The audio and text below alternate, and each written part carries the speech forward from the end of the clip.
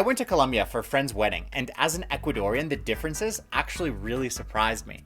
More than anything because Colombia is probably one of the most similar countries to Ecuador, which actually makes the differences stand out even more. First thing, Colombia has way more tourists, like everywhere. And at first it's cool, it's vibrant, it feels like the place to be.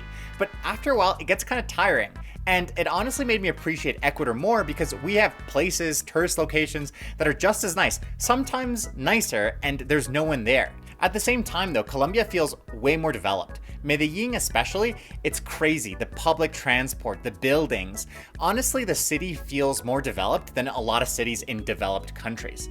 But then the driving, it's way more chaotic than Ecuador, and I thought Ecuador was bad.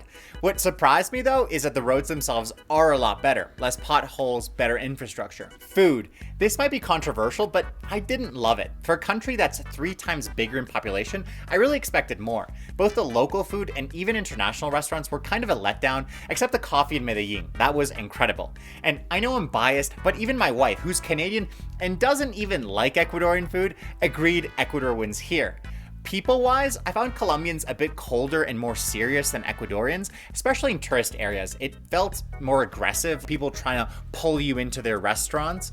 Medellin was friendlier than the coast though. Oh, and this is funny, the paper bracelets. I'm not kidding, I left with like 10 to 20. Parks, tours, hotels, everything gives you one. So yeah, Colombia was great, definitely worth a visit, but it also made me appreciate Ecuador way more. Have you been to both? What differences did you notice?